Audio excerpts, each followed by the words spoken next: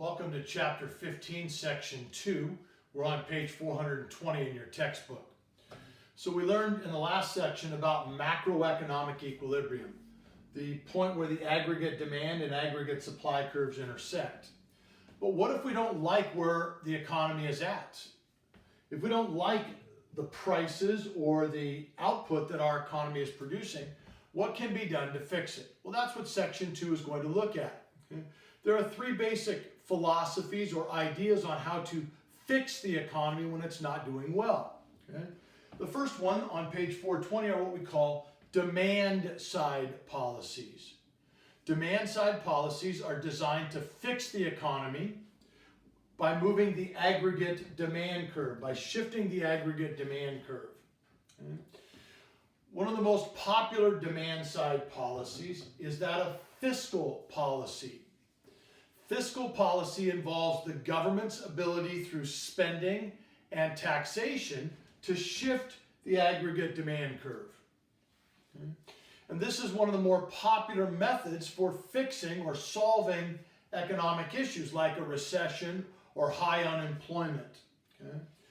Fiscal policy is based upon the economic ideas of a very famous economist by the name of John Maynard Keynes. K-E-Y-N-E-S. Okay? His economic ideas are often called Keynesian economics.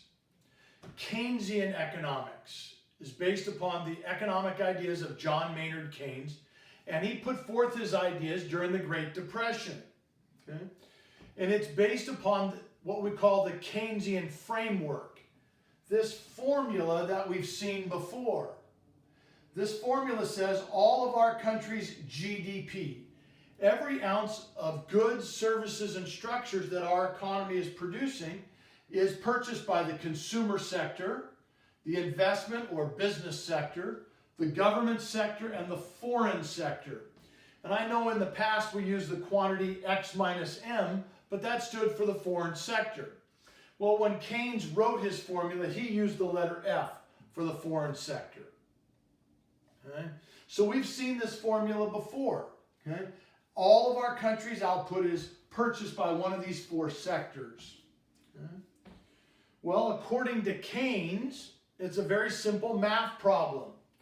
If our economy is going down, if we are in a recession, right? A recession is defined as real GDP going down. If GDP is going down, well, if this side of the equation is going down, something over here must be going down.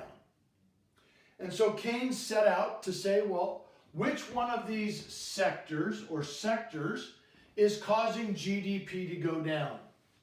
He said, it's not the consumer sector. Consumers like you and me and your parents, we spend a very stable amount of money based upon how much money we have. Okay? So he said, it's not the consumer sector. We're very steady. It's not the government sector because the government also has a very steady spending, okay, based upon what they collect in taxes. That's what the government spends. Now remember, he was writing this back in 1930s, okay? So the government wasn't running huge deficits at the time. So the government was spending a very stable amount of money. He said it's not the foreign sector. The foreign sector, he said, was so small that they really didn't have a huge impact on GDP. And again, this was written in 1936, and so that was a true statement. The foreign sector wasn't nearly as big as it is today. Of course, today the foreign sector is much bigger because we have a much more global economy. So according to Keynes, if GDP is going down and it's not caused by the consumer sector, and it's not caused by the government sector, and it's not caused by the foreign sector, he blamed the business sector. He said it's the businesses that are spending less. Okay? The investment sector, the businesses have cut back on their spending. Okay? And that's causing GDP to go down. He says the businesses aren't spending as much money to hire as many workers, or they're not producing as many goods and services, so they're cutting back on their spending. Okay? But he said the businesses are the ones that start the recession, but then business spending ripples, or he called it the multiplier. It multiplies out on the other sectors of the economy. I like to use the term ripple because it's kind of like a ripple in a pond. The businesses start the spending cuts, but then it ripples or multiplies out on the rest of the economy. For example, if the businesses are spending less, that means they're probably going to lay off some of their workers. And when the businesses cut back, then that causes the consumers, as the workers, to have less money, so they cut back on their spending because they don't have as much money because they lost their job because the businesses cut back. Because the businesses have cut back on their spending and the consumers are now getting laid off, they're not making as much money, the businesses aren't making as much money, so neither group is paying as much in taxes. So that causes the government spending to go down. And so you see it starts with the businesses, but then it ripples, or he calls it multiplies out on the rest of the economy. And once this starts down this path, when the businesses cut back, that leads to the consumers getting laid off as workers, and then them cutting their spending. But now if the consumers are going to spend less, the businesses are going to cut back even more, which leads to more cuts in consumer spending and more cuts in government spending. And it begins to accelerate through the economy. And this is exactly what happened during the Great Depression and in other recessions. The businesses start to cut back, but then they lay off workers, which leads to cuts in consumer spending, which leads to cuts in government spending, and it just spirals downward.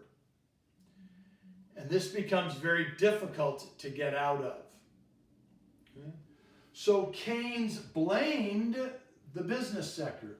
That's going to be on the test and on the homework. Keynes blamed the business sector for starting it. And then it multiplies and accelerates throughout the economy, causing GDP to go down. So where does the government come into play?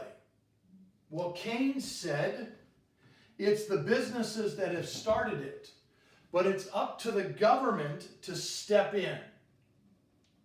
The government needs to implement a fiscal policy that will make up for it. What did Keynes want the government to do? On page 421 in your book, they talk about the role of the government. Okay? Keynes wanted the government to step in and have the government increase their own spending.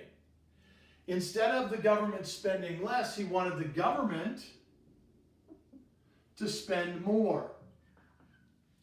And you might remember this from the Great Depression. What did President Roosevelt do? He implemented the New Deal.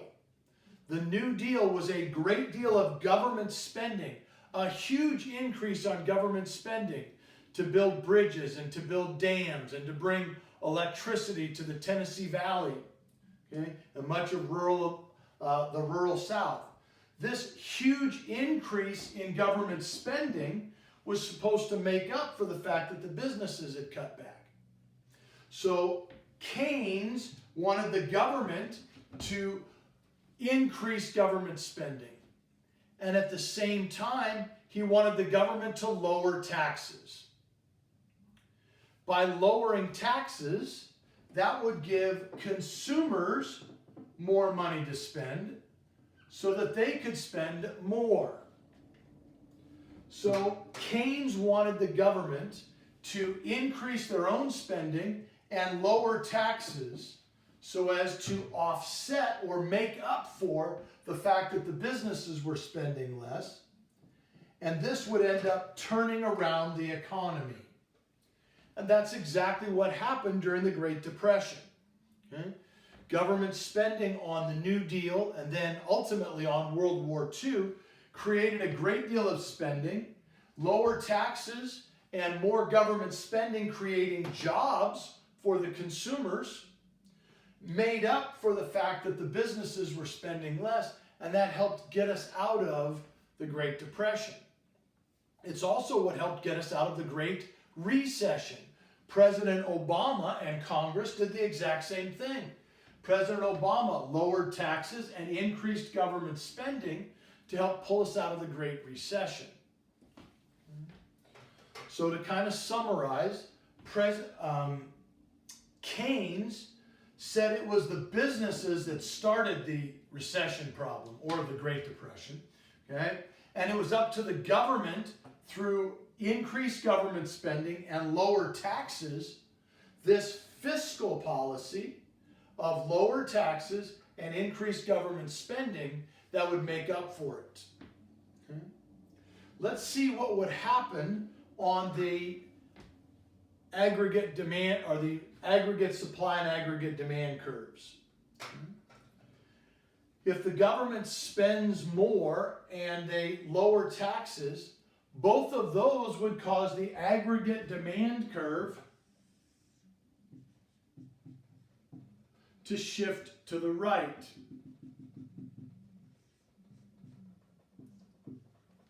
And this increase in the aggregate demand would cause our output to go up, and we'd start getting out of a recession or a depression. It would cause output to go up. So you can see how demand side policies based upon Keynesian economics are designed to fix the economy by shifting the aggregate demand curve. Okay? One of the big parts of Keynesian economics is that the government should spend more money. Now, during the Great Depression, that meant building dams and building bridges and the electricity and so forth. The problem with that is that it takes a long time to do that. Okay? Government spending to build a dam is going to take years, and usually most recessions are over before a couple of years. Okay? Think about if the government wanted to build a dam. They would have to decide where they want to build the dam, how they want to build the dam, and they'd have to actually start building the dam. That's going to take years, and most recessions are over before that happens. So another form of government spending, besides building dams and building bridges and things like that, are what we call automatic stabilizers. You'll see that on page 422. Automatic stabilizers are another example of government spending. Okay? A perfect example of an automatic stabilizer is unemployment benefits. When the economy starts to go down and people get laid off from their jobs by the businesses, they can qualify for unemployment benefits. The government gives money to that unemployed worker to help make up for the fact that they lost their job. Okay? We saw a perfect example of these automatic stabilizers during the pandemic. Okay? The pandemic has caused a lot of people to lose their jobs. A lot of businesses had to close down, so they've spent less, and a lot of workers got laid off.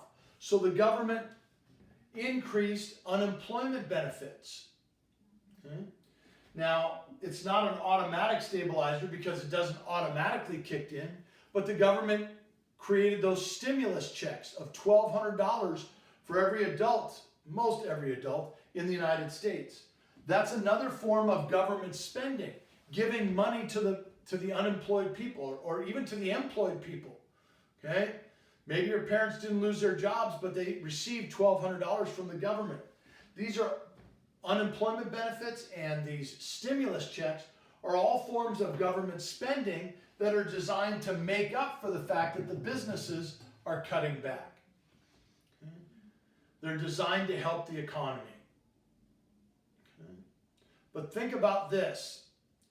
Fiscal policy wants two things to happen. Keynesian economic fiscal policy, I should say, wants two things to happen. If the economy starts to go down, they want the government to spend more and to tax less. Okay? The government to spend more and tax less. What's that going to lead to? Well, that's going to lead to government deficits. Remember, the government has money coming in from taxes and they spend. If they're spending more but taxing less, the deficits are going to grow. And Keynes knew this, but in Keynes's mind, the deficits were going to be temporary. He thought, look, the economy is in bad shape, so the government should spend more and tax less. Yes, that will cause a deficit, but once the economy gets better again, then the government can stop spending more and they can start raising taxes and the deficit will go away. Which works great in theory, but in the real world, the government rarely wants to cut back on spending. They rarely want to spend less, and they rarely want to raise taxes. So one of Keynes's negative consequences, or one of the negative consequences of Keynesian economics, are the deficits.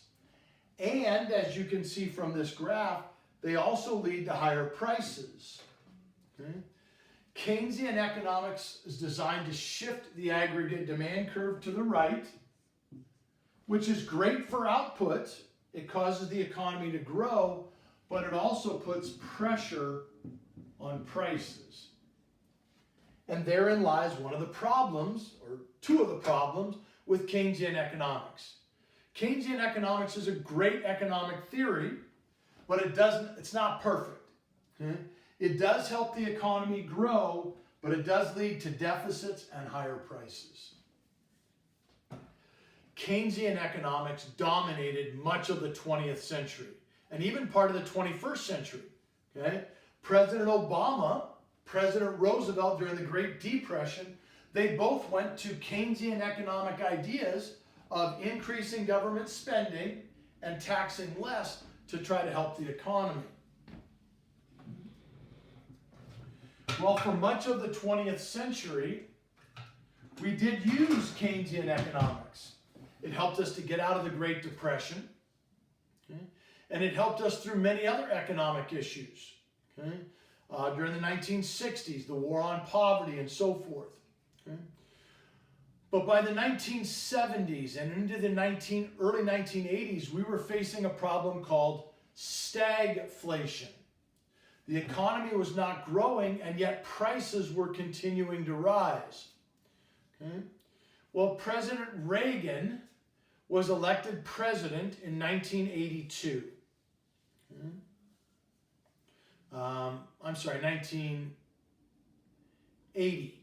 President Reagan was elected 84, 88, 90. Yes, he was elected president in 1980. Okay? And so they were looking to try to fix the economy. We were facing this stagflation problem in 1980. And so President Reagan decided, instead of trying to shift the aggregate demand curve, what if we could somehow shift the aggregate supply curve? These are called, on page 423, supply side policies. Another way of fixing the economy is, instead of trying to shift the aggregate demand, what if we could shift the aggregate supply curve? Let's take a look at what happens if we were to shift the aggregate supply curve. Whoops, that's the aggregate demand curve. What if we could shift the aggregate supply curve to the right? If somehow we could shift the aggregate supply curve to the right, look what happens to our equilibrium. Our economy grows, which is good. That gets rid of the stag part of stagflation. And we also get to see lower prices. Supply side policies give us two benefits. Supply side policies will help the economy grow, getting rid of the stag part of stagflation, and they will also cause prices to come down, getting rid of the inflation part of stagflation. supply side policies in the 1980s were very radical. Okay, we had never used supply side policies to fix the economy. Okay, and in fact, Ronald Reagan was the one who implemented these. His economic policies were nicknamed Reaganomics in the media, or by the media. They were named Reaganomics. Now, Ronald Reagan did not come up with these ideas. Ronald Reagan, before he became a politician, was an actor. He didn't really have a lot of economic background, but his economic policymakers convinced him to try to do things differently, and so he did. Okay? And President Reagan's economic policies, again, they weren't his, but they were implemented by him, were called Reaganomics, but they're simply supply-side policies.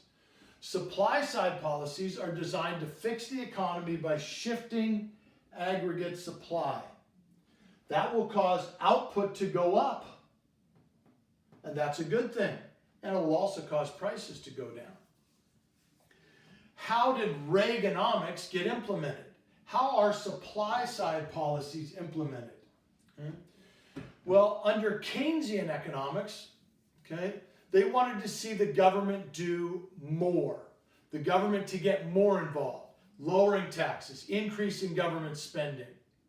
Well, Reaganomics, or supply-side policies, are the exact opposite. They wanted the government to be less involved, in the economy. Okay? And one of the big ways that they wanted the government to get less involved was a concept called deregulation.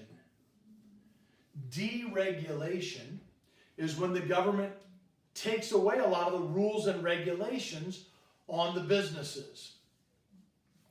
For example, when President Obama was president, he implemented some policy changes. He implemented some regulations on the auto industry.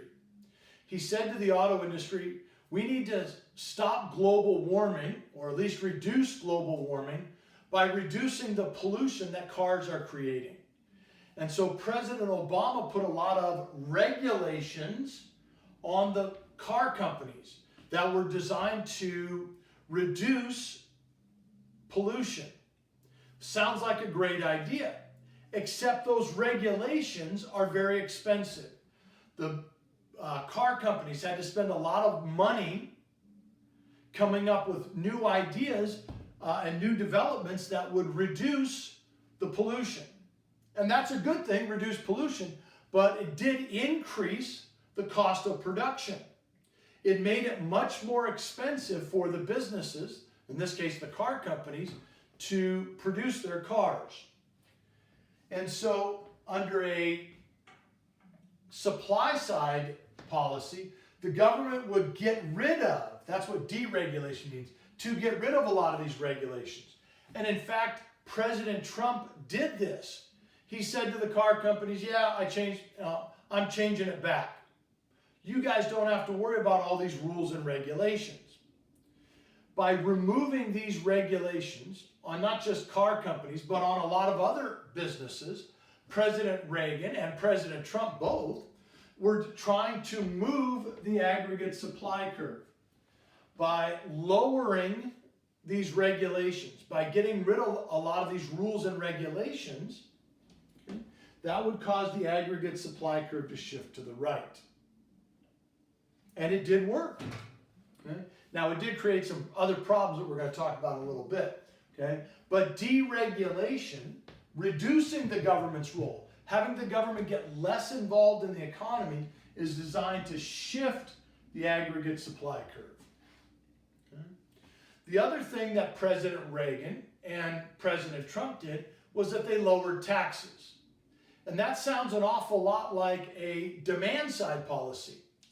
And it is kind of a demand-side policy because they lowered taxes on individuals. But more importantly, both President Reagan and President Trump lowered taxes on businesses. We talked about back in Chapter 9 how President Trump really lowered the corporate tax rate. President Reagan did the same thing. They lowered the corporate tax rate. By lowering the taxes on the businesses, that would make it easier for the businesses to be able to produce more because they wouldn't have to pay as much in taxes. And this would cause the aggregate supply curve to shift again. This was a very controversial thing when President Trump did it and when President Reagan did it. Okay? Their argument was the trickle-down theory. And you might have heard of this in your U.S. history classes. Their argument, President Trump and President Reagan, was if we lower taxes on businesses, businesses will now have more money, which will allow them to hire more workers, which means that those workers will then benefit from the tax cut. Their idea was the tax cut on the businesses will eventually trickle down to the people at the bottom. Did it really work out that way? No. The tax cuts for the rich and the businesses have helped them become richer. Have the poor really benefited? Not nearly as much. They have benefited some, but not nearly as much as the rich. That was one of the problems with Reaganomics and Trumponomics, if you will. These tax cuts for the businesses are not really helping the people at the bottom. And the other problem is deregulation. Why does the government put in a lot of these rules and regulations? Is to help consumers, to help our society. If President Trump removes all of those rules and regulations on the auto industry, that's great for the auto industry. They're going to be able to make their cars cheaper, but it's not so good for the environment. President Reagan took a lot of the rules and regulations off of the banks, making it easier for the banks to do business. Well, the problem was the banks got very risky with their loans, and that helped lead to the Great Recession because there was so much I don't want to say lawlessness, but there was a great deal of deregulation in the banking industry, and the banks began to take much greater risks because they could. Okay? But supply side policies are designed to fix the economy by shifting the aggregate supply curve. They shift the aggregate supply curve by getting a smaller role for the government, by deregulating and by lowering taxes on businesses specifically. Okay. Supply side policies work, but they're not perfect either. We talked about some of the problems with deregulation, okay, and some of the societal problems that supply side policies create. So demand side policies are not perfect, supply side policies are not perfect, but they all work in some ways. Okay? There is one more theory on how to fix the economy, and that's monetarism. On page 424, or 426 rather, monetarism. This is something that we already talked about. The third philosophy, demand side policies over here on the back, supply side policies, and now monetary policy. Monetarism is the idea that the best way to solve the economy's woes, unemployment and inflation, is by controlling the money supply, or monetary policy. We talked about this last chapter in chapter 14 and the Federal Reserve. The Federal Reserve gets to set monetary policy. That is, they get to decide how much money is in circulation. And some people believe it's the Fed that's most responsible for fixing the economy. Some say it's the government through demand policy, side policies or supply side policies. Other people, called monetarists, they believe that monetarism, or the Fed's ability to control monetary policy, is the best way to fix the economy.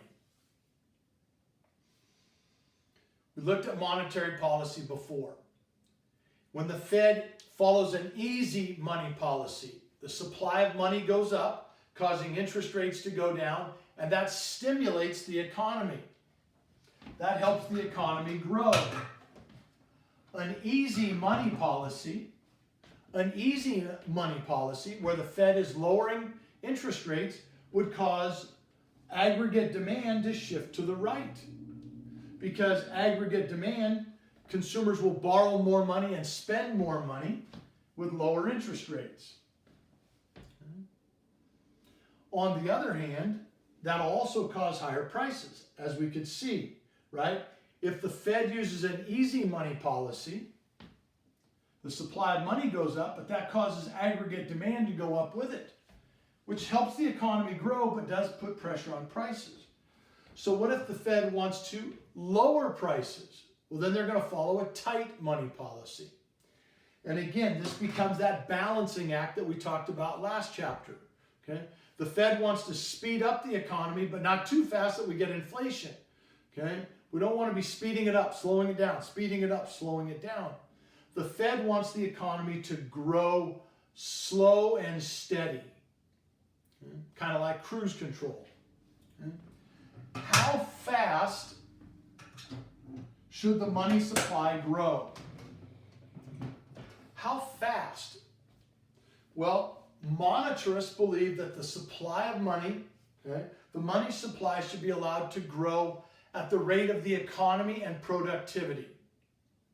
Simply put this way, if the economy is growing 2% a year and workers are becoming 1% more productive, that's 3% total, then the money supply should be allowed to grow 3%.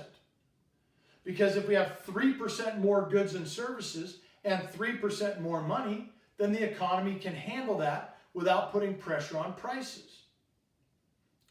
The money supply should be allowed to grow, this is on the test, the money supply should be allowed to grow at a steady rate that is found by the rate of the economy's growth, or GDP growth, and productivity growth. If you add those two together, that's what monetarists believe, that the supply of money should be able to grow that fast. Not too fast, but that fast. All right. So when the economy is in bad shape, when we're in a recession, when we have high unemployment or inflation, what can be done to solve that? The federal government could implement they could implement Keynesian economics, which are demand-side policies, where the government implements a fiscal policy that spends more and taxes less, to help us get out of a recession. On the other hand, instead of maybe a demand-side policy, we could use Reaganomics or supply-side policies. The government could say, you know what? We're not going to try to increase aggregate demand. We're going to try to increase aggregate supply. Or maybe it's not up to the government. Maybe it's up to the Fed. Remember that the Fed is the one that sets monetary policy. All right. These are all called stabilization policies because they're designed to stabilize the economy. All right, good news. You don't have to worry about Section 3. We're not going to cover that one.